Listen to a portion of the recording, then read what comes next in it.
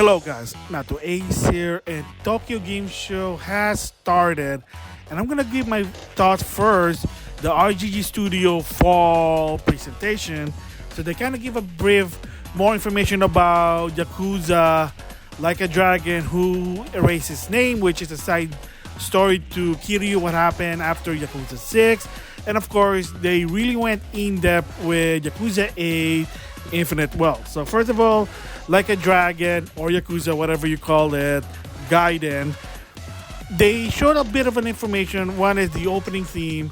It's a collaboration with the music director and a famous rapper. It is what it is. And of course, the good news is there is going to be a dub option. Of course, Yongye is going to voice Kiryu. Whether you like that or not, hey, it's up to you. You just have to wait and see. And again, no judge. I know at least I have English dub. The only downside is apparently this game will only be digital. A lot of fans are not happy about that. Why is it? Well, my theory behind it is probably something to do with Ishin. Probably they didn't get the sell that they wanted and say, you know what, it's not a main game, it's a side game, it's a spin-off, side story, whatever you call it. Let's just cut back a bit and let's just make it digital. Because in the case with Ishin, there was no dub. Their lame excuse was, because it's set in ancient Japan. But you know what it is. It's because they're trying to cut costs a lot of this game because they're doing 3 Yakuza game within a year. And they say, well, with this one, since it's about Japanese, hey, look, we're just not going to dub it for this one.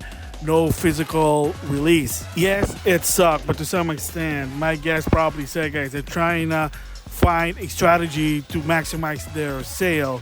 And it is what it is. Like I said, in Asian, finally it came out because there was a story before that a lot of Yakuza fans wanted to come out on the PS3, and they said, well, the only way that makes sense to release this outside of Japan was to do a Kiwami style, and they did it. And in the case with this one, they probably say, hey, look, it's a spin-off, more info about Kiryu, we're trying to cut back with physical release because, again, more than meets the eye. Business don't like that to some extent because you gotta pay certain people about it. You know how the procedure works. So they say, hey, you know what? Let's just make it digital. Let your voice be heard about it.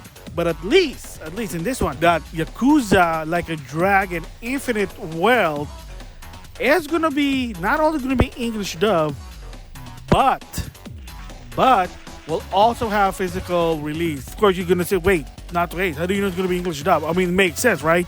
Second is Yongye kind of react to it. You kind of get a hint. But second, on Twitter, KG Tang kind of said, hey, it was so fun doing some recording with other famous actors. And I'll explain that later. So that was the confirmation there. So what they showed in Infinite Wealth, hey, it was better than Yakuza 7. I'm going to say that. So it is going to be the turn-based RPG. And for people, what's the deal with that one? It was supposed to be an April Fool joke that became reality. And second is, I don't really get it. How come it fits in the Yakuza game? Well, in the case with Ichiban, in the game itself, he kind of said that his favorite RPG game is all-time Dragon Quest. So every time he goes to a battle mode, the point where he imagined himself that he's some sort of a hero from a Dragon Quest, and that's what it is. And I know it's weird, but it's Yakuza. You don't really take it seriously to some extent. It's a fun game. So that's the reason why the turn-based to some extent in lore-wise. But yeah, they add a lot of new info about it. First of all, the story. First thing is Ichiban in Hawaii. Apparently, his mom is there, and he wants to know more about it. And there's a reason why that he was naked in the teaser trailer because somebody kind of robbed him. And then when he dumped them, he was just there in Hawaii on the beach, and he was just naked. But there was more to it. And the sad part is that Kiryu. So at first I thought he's Joryu because he has like a fake name based on Gaiden. And that his hair is just, he's kind of disguised himself, maybe still. But to some extent, apparently he's getting old because the big bombshell revelation, and I was like, oh no, I can't believe they did this, but they did. And that, first of all, like I said, Ichiban is looking for his mom in Hawaii. Kiryu, oh boy, when I saw that story trailer, I'm like, oh my god, I can't believe they went there. Kiryu has cancer. Oh my god. I even watched Yongye's reaction. I'm like, oh my god.